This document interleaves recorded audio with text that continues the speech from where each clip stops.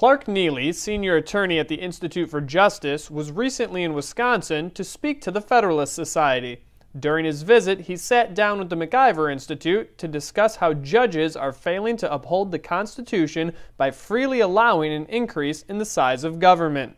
I wrote a book called Terms of Engagement, How Our Courts Should Enforce the Constitution's Promise of Limited Government. And the book was really an outgrowth of the work that I do and my colleagues do at the Institute for Justice, advocating for liberty in the courts. And one of the things that became clear, I've been there for 14 years now, and one of the things that became increasingly clear to me is that the judiciary's refusal to go to bat for liberty in many settings, including particularly economic liberty, property rights, limited federal government, the judiciary basically has given up judging in these areas. And by that I mean given up any meaningful attempt to enforce constitutional limits on government power.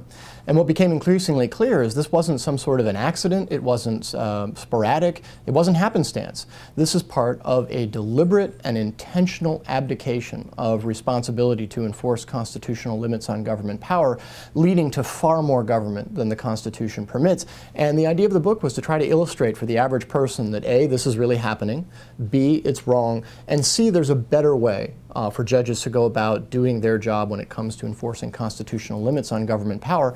And that's a term we coined at IJ called judicial engagement. And it simply means real judging in all constitutional cases. Neily called out the Supreme Court for rewriting the Affordable Care Act law to make it fit within constitutional bounds.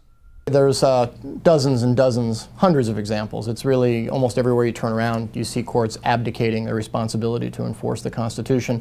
Probably the one that's on many people's minds right now is the Supreme Court upholding the Obamacare, the individual mandate in Obamacare, by essentially rewriting the law so that what had been a mandate to purchase government-approved health insurance now is just a choice with tax consequences. That's a preposterous interpretation of the law. It is not in any meaningful way an attempt to get the Constitution right, at least in my judgment. And it ratified the greatest usurpation of power by Congress in the last 75 or 80 years. But it's a paradigmatic example, unfortunately, of the way that courts go about their job today, which is in many, if not most cases, they simply abdicate any responsibility to enforce the Constitution. For the MacIver Institute, I'm Nick Novak.